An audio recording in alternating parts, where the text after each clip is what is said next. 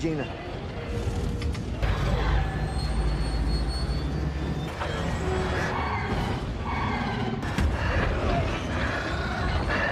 Gas breakers. Dave!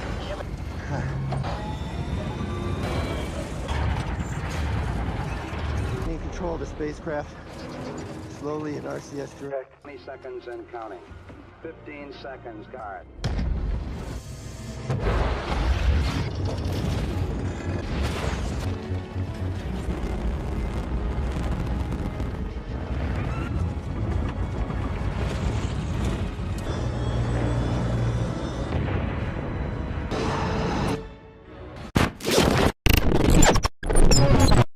Hello Brovers, masih dalam genre yang sama kayak kemarin Sputnik, yaitu astronomi. Kali ini kita akan membahas film dari Amerika yang menceritakan kisah astronot pertamanya ke bulan. Yap, tepat sekali, film tersebut adalah First Man tahun 2018. Kisah film ini diambil langsung dari buku First Man, The Life of Neil Armstrong, karya James R. Hansen. Dengan disutradarai Damien Chazelle, film ini berhasil mendapatkan penilaian yang bagus dari para kritikus film. Penokohan di dalam film ini juga cukup baik dengan Ryan Gosling yang bermain sebagai Neil Armstrong. Film ini sendiri menceritakan lika-liku perjuangan seorang penduduk sipil bernama Neil Armstrong yang bercita-cita dapat pergi ke bulan. Ia pun harus menghadapi cobaan mental dan fisik demi menjadi astronot. Sebelumnya silakan di subscribe dulu nih, aktifkan juga loncengnya, dan kalau sudah mari kita mulai recap alur cerita dari film First Man tahun 2018, and welcome back to Clip on X.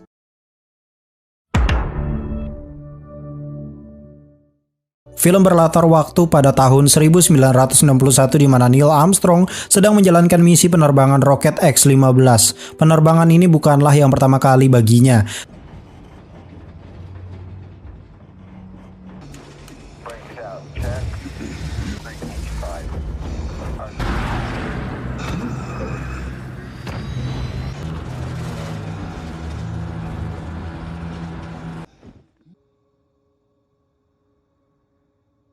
Terlihat dirinya yang dapat mengendalikan roket dengan baik, namun seketika masalah muncul saat ia telah menembus atmosfer.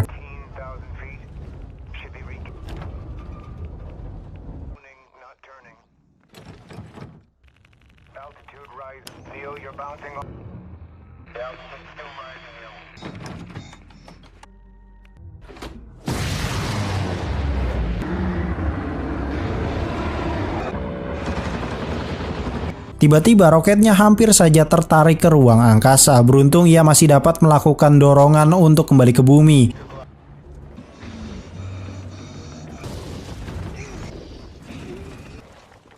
Neil Armstrong pun dengan selamat mendarat ke gurun Mojave, California. Kemudian, petinggi yang melihat Neil Armstrong ini telah gagal lalu melarangnya untuk melakukan terbang lagi karena takut akan kesehatan mentalnya. Lanjut pada Neil Armstrong bersama istrinya Janet sedang mengurus anak perempuannya bernama Karen yang memiliki sebuah penyakit. Di sini Neil pun sampai mempelajari penyakit tersebut demi menyelamatkan anak perempuannya itu. Ia juga mengambil cuti dan tidak mengikuti program Gemini NASA. Program tersebut merupakan perekrutan spaceflight manusia untuk mengembangkan teknik perjalanan ruang angkasa dalam mendukung misi Apollo. Namun usaha Neil bersama istrinya untuk menyembuhkan putri mereka telah gagal karena setelah itu Karen harus pergi selamanya. Di sini Neil merasa sangat terpuruk sekali setelah ditinggal putrinya itu. Tetapi ia tidak ingin hanya berdiam saja. Neil pun kembali fokus agar dapat terpilih untuk program Gemini NASA. Kemudian setelah 1 tahun bersiap untuk program Gemini, Neil pun mendaftarkan diri ke NASA. Di sini ia mendapatkan teman baru bernama Elliot. Tapi bukan Elliot Mr. Robot ya, beda cuy, beda universe. Elliot ini ternyata sesama orang sipil yang ingin menjadi astronot juga seperti Neil Armstrong. Lalu tibalah giliran Neil diwawancarai. Ia pun dapat menjawab semua pertanyaan dengan baik, tapi para petinggi yang mewawancarainya memiliki sedikit rasa ketakutan akan fokus Neil yang mungkin terganggu karena kehilangan putrinya itu. Beruntung Neil pun dapat meyakinkan bahwa dirinya sudah dapat bertugas dengan baik dan ia pun diterima di program Gemini NASA. Thank you. Thank you for your time. Berlanjut lagi pada Neil yang membawa keluarganya pindah ke Houston untuk mempermudahnya mengikuti pelatihan di NASA. Di sini ia diberikan perkuliahan dan latihan sebelum menjalankan misinya. Deke, sang pemimpin program Gemini, memberitahu para seluruh calon astronot bahwa misi utama program Gemini adalah menggabungkan pesawat satu sama lain di orbit tanpa tabrakan. Bila itu terlaksana, maka misi Apollo pun dapat dijalankan. Di sini Neil juga mempelajari materi berlembar-lembar gitu kan, hingga latihan yang menguras energinya. Di sisi lain, Janet yang sedang berada di rumah kedatangan tamu istri dari Ed White, teman Neil di NASA yang tinggal di seberang rumah mereka. Kedekatan Neil dengan Ed White ini membuat keluarga mereka juga saling mengenal dengan baik. Kembali lagi pada Neil yang memikirkan materi yang ia dapatkan dari NASA, di mana sekarang ia mengetahui cara untuk menyatukan pesawat ruang angkasa dengan pesawat Agena di orbit tanpa bertabrakan. Pesawat Agena ini merupakan pesawat tanpa awak yang digunakan NASA untuk mencoba teknik pertemuan kedua pesawat. Lanjut pada Ed White yang terpilih sebagai astronot untuk Gemini 4. Mereka pun mengundang keluarga Neil untuk makan bersama. Namun seusai makan, mereka mendapatkan berita bahwa Uni Soviet berhasil melakukan perjalanan luar angkasa dengan baik, yang menandakan bahwa Amerika lagi-lagi kalah dari Uni Soviet. Lanjut pada peluncuran Gemini 5 di mana Neil bersama Elliot mengecek sistem sebelum roket ini lepas landas. Setelah itu mereka pun kembali melakukan pekerjaan lainnya. Di sini Neil Armstrong dipanggil oleh Deke. Kali ini Neil ini diberitahu bahwa dirinya mendapatkan kesempatan di program Gemini 8 dengan berpasangan pilot dengan David Scott. Ia juga akan berkesempatan sebagai orang pertama yang berlabuh di Agena. Lanjut pada Neil yang mendapatkan berita buruk dari Ed White, di mana salah satu teman baiknya, Elliot, mengalami kecelakaan pesawat. Di sini mental Neil ini sangat terganggu karena dirinya yang tidak lama lagi akan menjalankan Gemini 8. Kemudian Neil bersama Janet pun pergi ke pemakaman Elliot. Di sini terlihat Neil sangat tidak menyukai suasana pemakaman karena mengingatkan dirinya dengan putri tercintanya yaitu Karen. Waktu peluncuran Gemini 8 pun tiba. Neil bersama David Scott ini telah bersiap menaiki pesawat. Sementara itu pesawat Agena tanpa awak telah lebih dulu diluncurkan. Lalu mereka pun menyusul di belakang dan berhasil keluar bumi dengan selamat.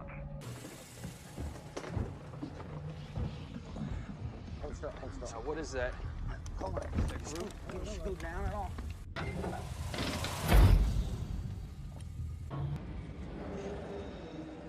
Two, 3, 4, 5, 5, 4, 3, 2, 1.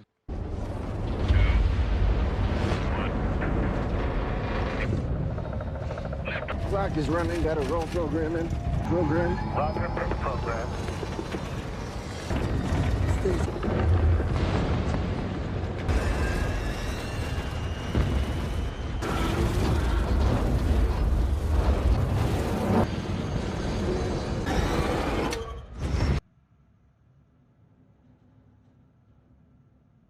Setelah itu mereka harus menemukan pesawat Agena untuk bergabung dengannya. Di sisi lain, anaknya Neil bersama Janet mendengarkan radio yang memutarkan informasi dari Gemini 8. Namun sepertinya telah terjadi masalah cuy, di mana Gemini 8 tidak dapat melihat pesawat Agena.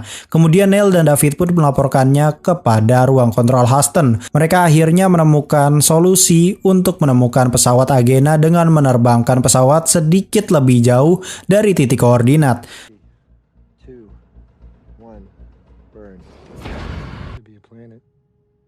Could be. We're getting a little out of plane now. Oh, yeah. We gotta get 3. Would you look at that? Akhirnya mereka pun dapat menemukan pesawat Agena dan langsung terhubung tanpa adanya tabrakan. Seisi ruangan kontrolnya si Houston ini pun sangat senang mendengar kabar itu. Kembali lagi pada Neil dan David yang harus terputus dengan ruang kontrol karena jarak mereka yang terlalu jauh. Mereka pun tetap fokus menjalankan misi, namun tiba-tiba mereka mengalami masalah, di mana pesawat mereka berputar sangat kencang tanpa henti.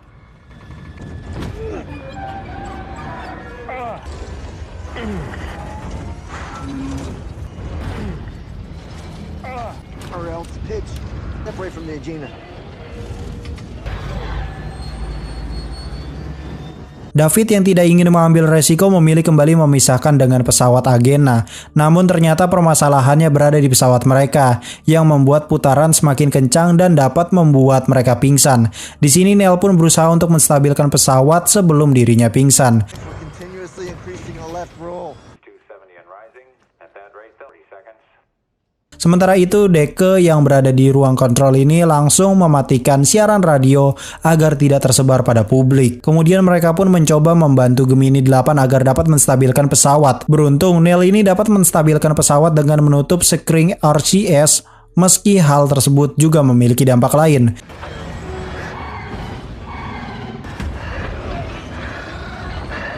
Gas breakers.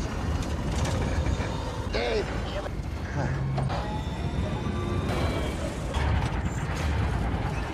Gain control of the spacecraft. Slowly in RCS direct. Kembali lagi pada Deke yang diminta untuk melakukan pendaratan bagi Gemini 8. Namun itu tidak bisa dilakukan begitu saja karena mereka harus mengetahui sisa bahan bakar Gemini 8 agar dapat kembali ke bumi kan tentunya. Di waktu yang sama, Ed White mendatangi Deke dan ia memberitahu bahwa Janet berada di luar. Kemudian Deke pun bersama Ed White menemui Janet. Mereka berusaha menenangkan Janet agar mempercayakan semuanya kepada NASA. Tetapi Janet tidak percaya karena NASA mematikan radio agar tidak diketahui publik. Janet yang tidak bisa berbuat lebih pun hanya bisa pulang menunggu kabar dari Neil. Singkat cerita, Neil dan David pun dipulangkan dengan disiagakan tim pencari. Mereka pun berhasil selamat kembali ke bumi. Setelah hal tersebut, NASA segera melakukan konferensi pers. Kemudian petinggi NASA juga mengadakan evaluasi dari Gemini 8. David dan Neil juga berada di ruangan rapat tersebut. Lalu setelah hebohnya kabar Gemini 8, para wartawan banyak yang membuat kabar miring mengenai NASA. Karena hal tersebut, Neil pun sangat pusing dan menjadi tidak stabil. Ia juga hanya mengurung diri di rumahnya sambil bekerja mencari kesalahan dirinya di Gemini 8. Di waktu yang sama, Ed White pun datang. Ia yang melihat Neil sangat stres lalu mengajaknya bersantai di rumah David. Di sini mereka pun membicarakan mengenai misi Apollo, di mana Ed White diajak Deke untuk bergabung dalam misi Apollo pertama. Neil dan David sangat senang gitu kan mendengar kabar tersebut. Di keesokan harinya giliran Neil yang dipanggil oleh Deke. Di sini ia bertemu dengan pejabat NASA yang memintanya untuk bergabung di misi Apollo.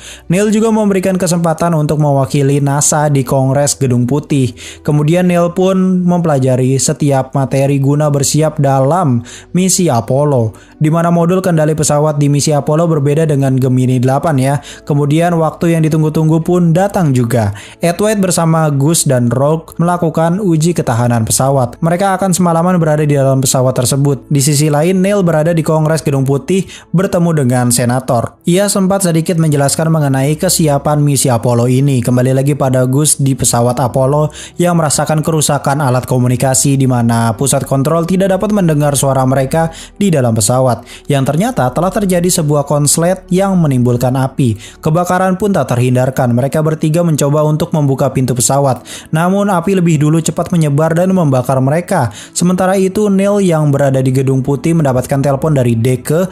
Ia sangat terkejut mengenai tewasnya Ed White, Gus, dan Rogue. Kemudian Deke pun meminta Neil bersama yang lainnya segera pergi dari Kongres sebelum berita ini menyebar. Ini semua demi kebaikan NASA agar mereka tidak diburu oleh para wartawan kan tentunya. Setelah insiden tersebut, NASA pun tetap melanjutkan penelitian mereka. Bahkan di tahun berikutnya, NASA sedang mempersiapkan kendaraan untuk berjalan di bulan. Neil sebagai ahlinya melakukan uji coba pada kendaraan tersebut. Namun uji coba tersebut tidak berjalan baik. Ia pun mengalami kecelakaan. Meski dirinya terluka, ia tetap bertekad tinggi untuk dapat pergi ke bulan. Sementara itu, kondisi politik di Amerika menjadi kacau. Banyak orang-orang yang berdemo karena tidak setuju akan dana miliaran dari pemerintah yang digunakan NASA. Para warga juga tidak ingin adanya korban lagi dari kelakuan NASA. Kembali lagi pada NASA yang malah membuat roket yang fantastis. NASA ingin sekali membuktikan pada negara bahwa mereka dapat pergi ke bulan. Hal tersebut tidak terlepas dari kerja keras Neil Armstrong. Roket tersebut pun telah dipindahkan menuju tempat lepas landas. Di sisi lain, Neil bertemu dengan Deke. Di sini Deke sangat mengapresiasi hasil dari Neil. Ia juga memberitahu Neil bahwa semua petinggi sepakat dirinya menjadi pemimpin di pesawat tersebut. Setelah itu NASA pun mengadakan konferensi pers sebelum Apollo 11 dijalankan. Neil bersama Buzz Aldrin ini sangat senang gitu kan dengan menjalankan misi Apollo 11 ini. Setelah konferensi pers mereka pun segera dipulangkan untuk mempersiapkan barang-barang bawaan. Di waktu yang sama istrinya menegur Neil agar segera berbicara pada anaknya gitu kan. Tapi di sini Neil malah tidak ingin berbicara. Neil memilih membuang waktu dengan membereskan barang-barangnya. Janet yang melihat kelakuan Neil sangat emosi. Ia hanya ingin Neil menjelaskan pada anak-anak seberapa bahayanya misi kali ini. Janet hanya tidak ingin Neil menyia-nyiakan sisa waktu yang ada bersama keluarganya dengan berkemas pakaian saja, dan juga tidak ingin hal yang terjadi pada tetangganya Patricia yang kehilangan Edward juga dialami pada dirinya dan anak-anaknya Neil. Akhirnya Neil pun mau bicara pada anak-anaknya.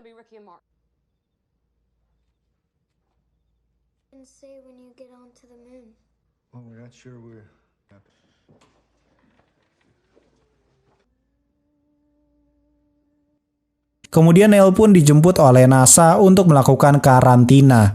Di sisi lain, Deke bersama petinggi NASA sedang mempersiapkan surat perjanjian kematian yang kemungkinan Neil tidak kembali ke bumi. Lanjut pada 16 Juli 1969 di mana roket telah dipersiapkan NASA. Neil dan Buzz yang sekarang di karantina juga telah selesai dan mulai dipersiapkan untuk misi Apollo 11. Neil sebagai pemimpin di pesawat pun menyiapkan mentalnya. Ia bersama Buzz dan Mike memasuki pesawat. Kemudian hitungan mundur peluncuran pesawat dimulai.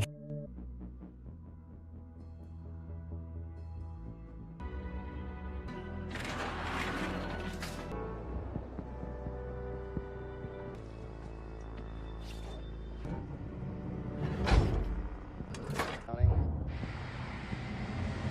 20 seconds and counting. 15 seconds, guard.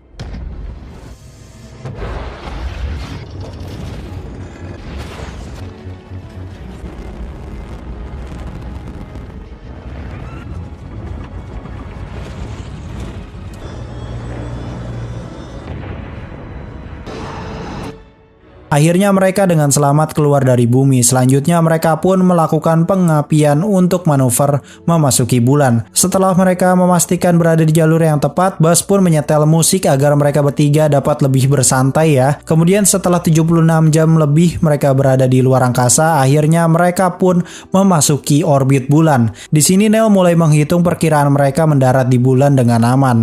Lalu mereka juga dapat melihat pemandangan yang sangat indah sekali. Kemudian setelah mengetahui posisi mereka yang dekat dengan bulan, Neil bersama Buzz pun mempersiapkan segalanya untuk mendarat di bulan.